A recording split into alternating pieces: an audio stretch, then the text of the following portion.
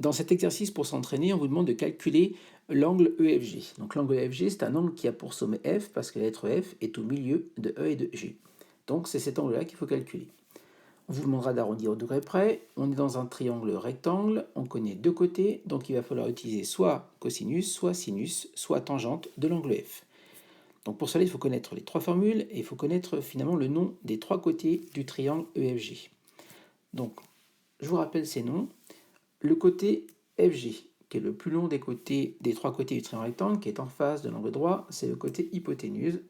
Je vais écrire hyp pour hypoténuse. Le côté que regarde l'angle F, donc ici EG, c'est le côté opposé. J'écris op pour opposé. Et le côté qui reste, le côté EF, c'est le côté adjacent. Donc je vous conseille de faire ça avant chaque exercice avec la trigonométrie. Ça permettra d'écrire correctement les formules. Donc maintenant, je vais écrire les trois formules et je choisirai celle que je peux calculer entièrement. Donc je vais écrire d'abord le cosinus de l'angle F. J'écris cos F. Donc le cosinus de l'angle F, c'est égal au côté adjacent divisé par l'hypoténuse. Donc EF divisé par FG.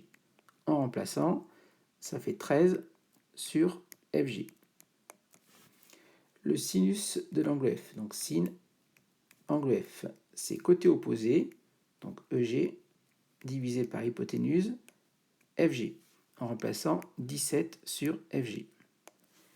Et je finis par la tangente de l'angle F, c'est côté opposé divisé par côté adjacent, donc EG, divisé par EF.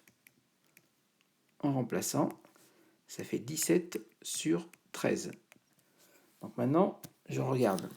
Cosinus de l'angle F, je ne peux pas le calculer puisque je ne connais pas FG. Sinus de l'angle F, même chose, je ne connais pas FG.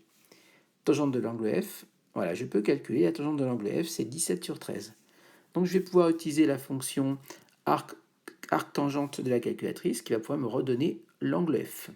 Petite remarque, il nous manque effectivement FG pour trouver cosinus et sinus. On aurait pu le calculer avec Pythagore, mais ça veut dire refaire un calcul supplémentaire, alors qu'avec la tangente de l'angle F, j'ai les deux valeurs, donc je peux la trouver, cette tangente, 17 divisé par 13.